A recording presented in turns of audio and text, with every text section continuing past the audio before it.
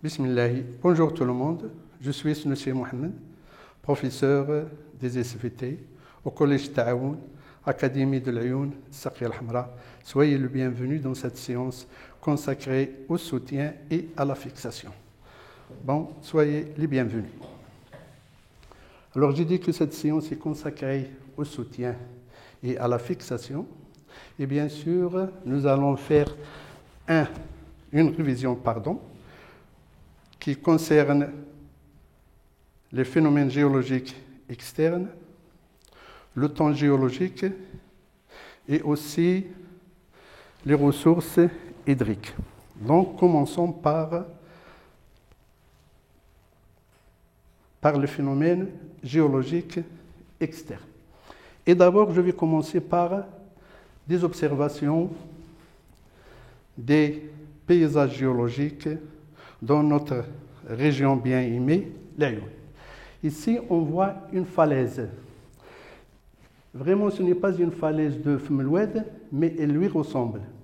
Donc, cette falaise se trouve bien sûr au littoral.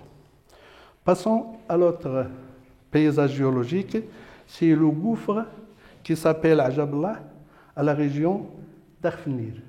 Il est entouré par une haie pour éviter des dangers des gens qui viennent l'observer. Donc, c'est un paysage géologique magnifique qui s'appelle Ajaballah. Ici, un autre paysage géologique qui est le paysage de Oued Saqiya al-Hamra.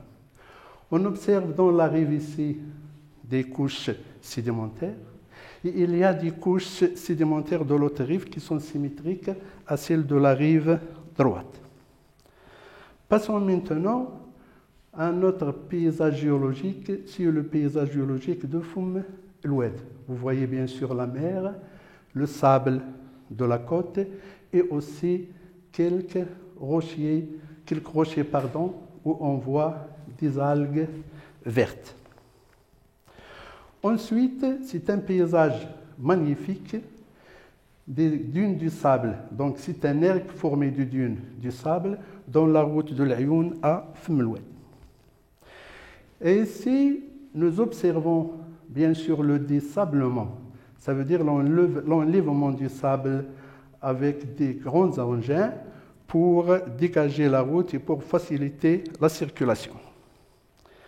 La même chose, nous voyons les deux voies de la route l'Ayoun-Fmelwed avec un engin qui effectue le désablement. Voilà, alors nous avons vu plusieurs paysages géologiques qui se trouvent dans notre région bien aimée, comme j'ai dit déjà, et on constate que ces paysages géologiques sont divers. Et leur modèle diffère d'une région à l'autre et il évolue de façon permanente. Ça veut dire qu'elle change de temps en temps. Les problèmes qu'on peut poser à partir de ces observations sont: comment se forment les paysages géologiques? Quels sont les constituants de chaque paysage géologique? Quels sont les agents externes qui agissent sur chaque paysage géologique? Pourquoi le modèle des paysages géologiques change de temps en temps? Qu'est-ce que ça veut dire le modèle? Ça veut dire la forme de le paysage géologique. Voilà. Alors, nous allons essayer de répondre à ces questions et on va commencer d'abord par les études des échantillons des roches.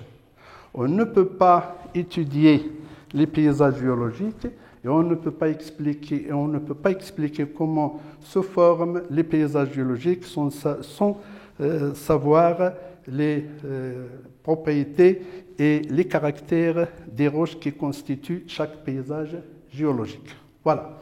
Alors, nous observons ici quelques roches sédimentaires, bien sûr, et ici au laboratoire, en train d'étudier les roches sédimentaires. Alors, ces roches sédimentaires qu'on va étudier, ce sont les roches les plus répandues dans la nature et ce sont bien sûr le calcaire, l'argile et le sable. Il y a encore d'autres roches sédimentaires, mais on va se limiter dans cette leçon dans les roches qui sont plus répandues. On va commencer par le calcaire. Le calcaire, c'est une roche compacte. Ça veut dire que ces éléments, bien ces constituants, sont bien liés entre eux. Elle est insoluble dans l'eau. Ça veut dire qu'elle ne se dissout pas dans l'eau.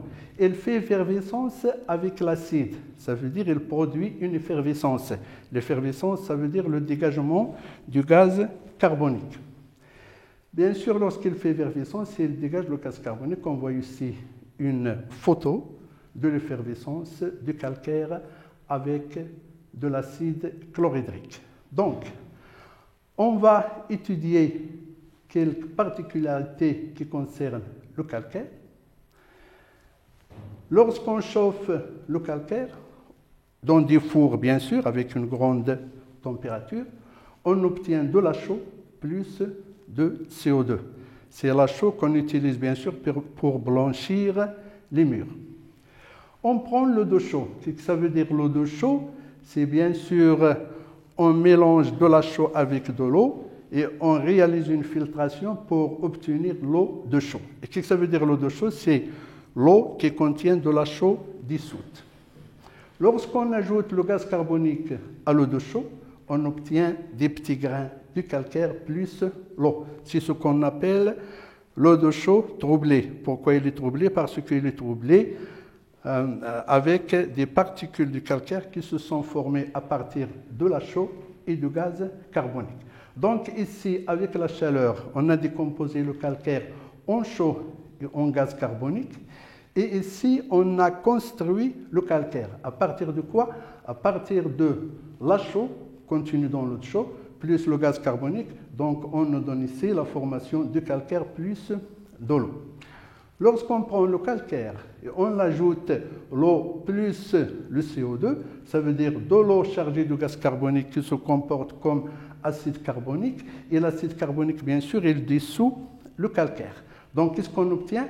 On obtient le calcaire dissous qu'on appelle aussi l'hydrogénocarbonate de calcium. Et cet hydrogénocarbonate de calcium, ça veut dire le calcaire dissous, lorsqu'il perd le CO2, il se transforme en grains calcaires qu'on appelle le calcaire chimique et ces grains se sédimentent dans les lacs et dans les mers pour former les couches de calcaire. Donc, qu'est-ce qu'on peut déduire de ces expériences, de ces formules chimiques? Que le chargé de gaz carbonique dissout le calcaire, ce qui aboutit à la formation des pots de géants et des grottes. Alors, je parle ici de la nature. On va voir après qu'est-ce que c'est que les pots des géants et on va voir aussi des observations des grottes. Donc, le calcaire dissous qui perd le CO2 donne du calcaire qui forme des stalactites et des stalagmites dans les grottes, bien sûr, où il forme aussi des couches calcaires dans les bassins de sédimentation. Voilà. Alors, nous observons ici des pots de géants. Podur al-Amaliqa.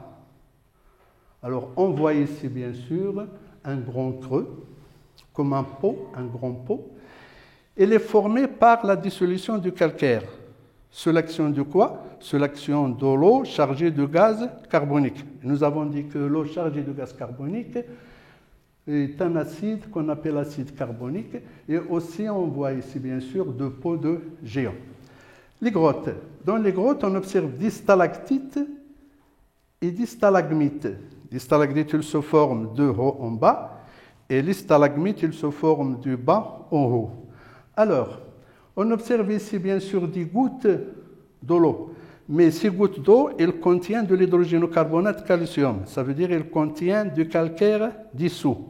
À l'intérieur de la grotte, le calcaire dissous perd du gaz carbonique et il forme du calcaire qui se dépose peu à peu et ainsi se forment les stalactites et les stalagmites. Donc c'est à l'intérieur des grottes. Voilà, alors ce sont des paysages calcaires qui se sont formés surtout à l'aide de l'érosion chimique et à l'aide aussi de la formation du calcaire chimique qui forme les stalactites et les stalagmites.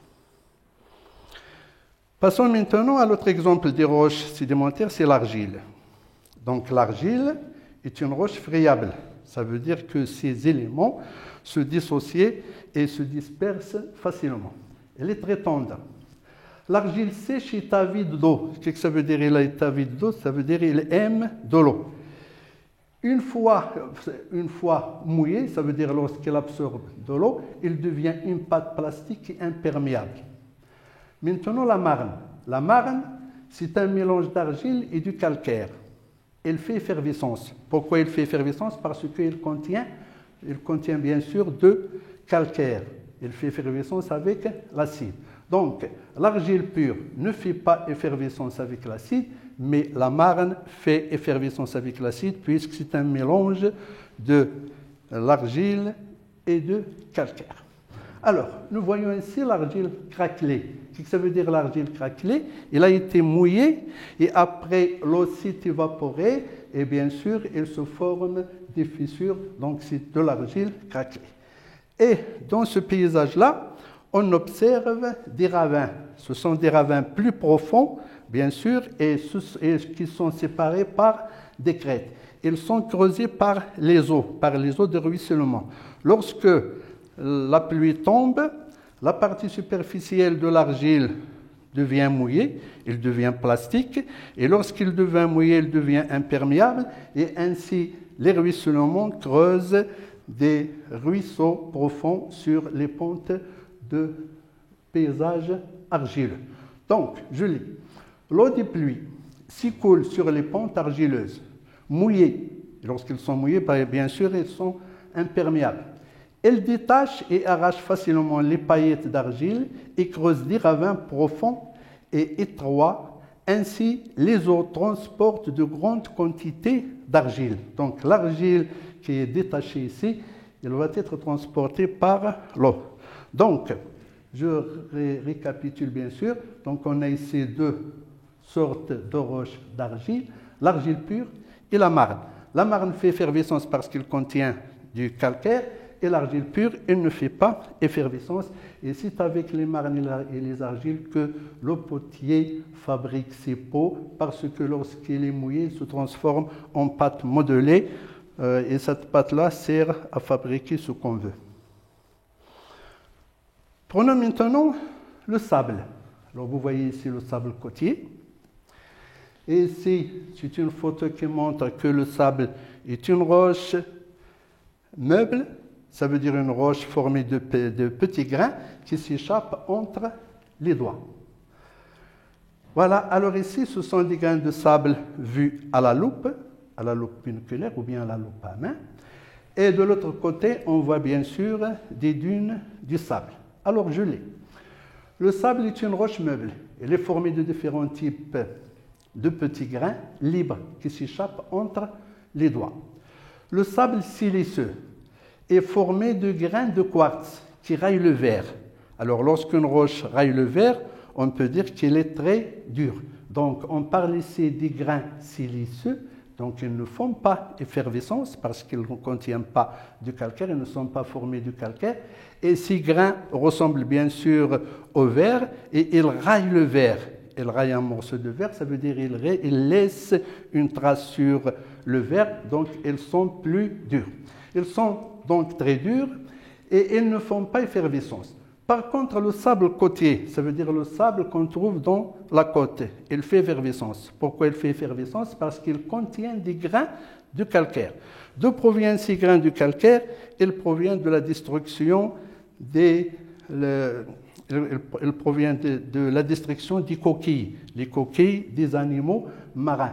Alors, avec les mouvements des vagues, les coquilles se heurtent entre elles se cassent et elles nous donnent des grains de sable qui font effervescence parce que les coquilles, elles sont formées de calcaire. Donc, j'ai dit que le sable côtier est un sable calcaire.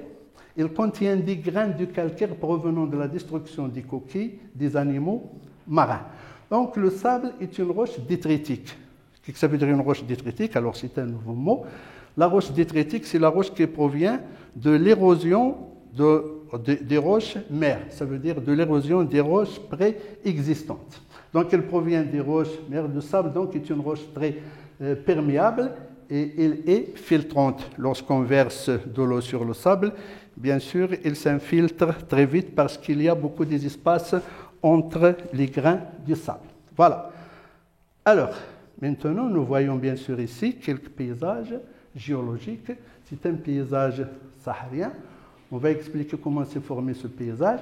Ici, bien sûr, c'est l'érosion d'un massif granitique. Et c'est l'illustration qui nous explique l'action du gel et du dégel. Le gel, c'est lorsque l'eau qui se trouve à l'intérieur des creux sur les roches se transforme en glace, elle augmente de volume et elle fait éclater les roches. C'est une érosion qui se fait par gel et par dégel. Dans ce document-là, on voit ici un arbre.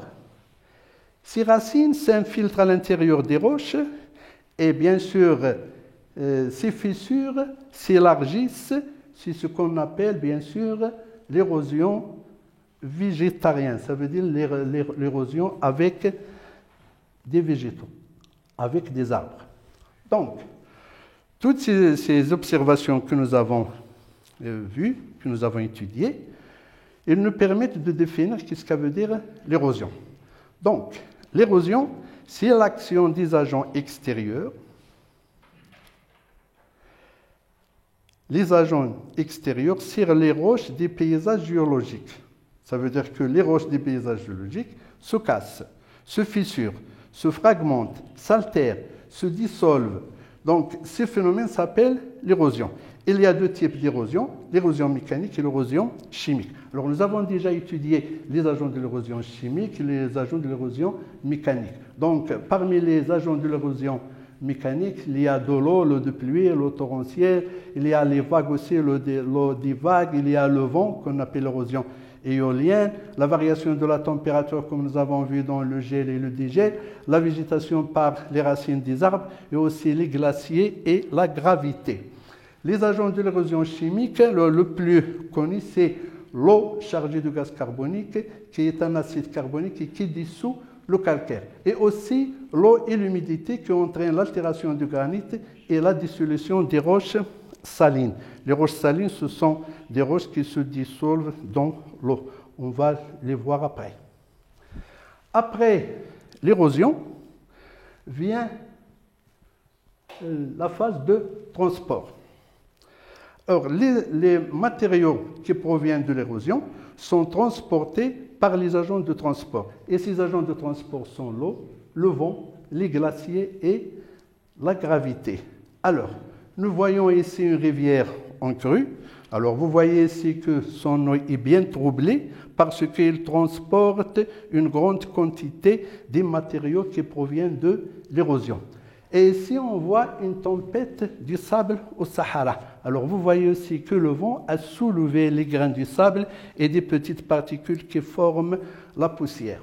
Et ici, nous voyons un glacier. Un glacier, donc, c'est une rivière de glace. Il transporte lui aussi une grande quantité de roches détritiques. Voilà. Alors, passons maintenant au transport du sable.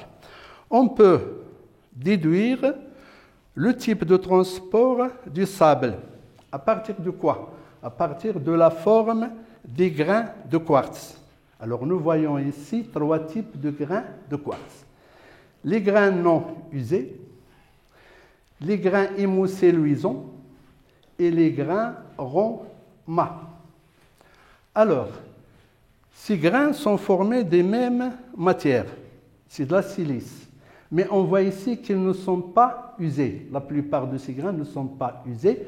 Pourquoi ils ne sont pas usés? Parce qu'ils ne sont pas transportés ou bien ils sont transportés pour une petite durée. Dans l'autre observation, on voit bien sûr les grains émoussés luisants. Ça veut dire que ces grains émoussés luisants, ils sont lavés, ils sont usés d'abord et ils sont lavés. Donc, ils sont transportés par l'eau. On trouve ce type de sable dans les côtes, bien sûr, parce que les mouvements des vagues entraînent l'usure et entraînent aussi le lavage de ces grains pour devenir émoussés et luisants. Et on trouve aussi ce type de sable dans les rivières. et surtout dans l'aval des rivières, ça veut dire dans les estuaires, etc. Et enfin, on observe ici du sable qui est formé de la plupart des grains qui sont ronds. Ils sont ronds, pardon, mais ils ne sont pas brillants, ils ne sont pas moussés, ils ne sont pas luisants. Donc ce sable est transporté, mais cette fois-ci, il est transporté par le vent. Donc c'est un transport éolien. Alors, ici, les grains non usés, ce sont des grains non transportés, ça veut dire du sable non transporté, où il est transporté pour une courte distance. Les grains émoussés luisants, si on le trouve en grand pourcentage dans un sable, ça veut dire que ce sable a été transporté par l'eau sur une longue distance. C'est le sable côtier ou le sable fluvial qu'on trouve dans les fleuves. De l'autre côté, si le sable contient un grand pourcentage des grands ronds-mâts, ça veut dire que c'est un sable saharien. Il est transporté par le vent et on appelle ce transport le transport éolien. Voilà. Et maintenant, on va voir les types de transport. Comment sont transportés les matériaux détritiques, ça veut dire les produits de l'érosion, et surtout avec l'eau. On a ici un glissement. Ça concerne les plus gros particules, les plus gros éléments. La saltation, comme on voit ici, c'est transport par des bandes. Et en suspension, ça veut dire qu'ils se trouvent dans l'eau, ils sont en suspension. Et ensuite, en roulement. Donc, ce sont, bien sûr, les modes de transport des éléments sédimentaires par l'eau. Et après le transport, c'est la phase de la sédimentation. Et qu'est-ce que ça veut dire la sédimentation? Lorsque les éléments transportés par le vent se déposent en bas. Quand est-ce qu'ils se déposent? Lorsque le moyen du transport ou bien l'agent de transport devient faible ou bien il ne peut plus transporter les éléments. Donc, on a ici, comme nous avons écrit ici, la sédimentation et le dépôt des éléments, des roches détritiques transportées par l'eau ou par le vent. On a ici la sédimentation fluviale. Dans les fleuves, la vitesse et la puissance du courant d'eau diminuent de l'amont à l'aval et les éléments rocheux transportés se sédimentent suivant un ordre décroissant de leur taille et de leur poids. Donc on voit ici un granuclassement horizontal dans la rive d'un fleuve. Et aussi, bien sûr, c'est le granuclassement vertical. Dans le même milieu, bien sûr, dans le même lieu, il y a dépôt des grands morceaux, ce sont les blocs, et après, c'est les galets, et puis, bien sûr, c'est le sable, et enfin, c'est l'argile. Donc, la vitesse du courant et sa puissance diminuent peu à peu, ce qui nous donne ce granuclassement qui est vertical. Voilà. Alors, et cette fois-ci, on va voir la sédimentation dans le désert. Donc, dans le désert, les grains de sable sont transportés par le vent. Et lorsque ces grains de sable rencontrent un obstacle, ça veut dire un rocher ou bien une petite plante, ils se rassemblent, ils s'accumulent pour former une dune du sable. Et après, cette dune de sable va se déplacer dans le même sens du vent. Donc, les grains de sable transportés par le vent s'arrêtent par des obstacles. Alors, j'ai dit que ces obstacles sont des rochers ou bien des petites plantes. Ils s'accumulent et ils forment une dune du sable en croissant. Alors, on voit ici qu'elle a la forme d'un croissant et elle va se déplacer dans la direction du vent. Alors, nous avons vu au début les observations dans la route Fmelwad al-Ayoun. Il y a des engins qui enlèvent, bien sûr, et qui dégagent la route des dunes du sable ou bien des quantités de sable qui sont dues au déplacement des dunes du sable. La sédimentation lagunaire, ça veut dire la sédimentation qui se fait dans les lagunes et dans les lacs.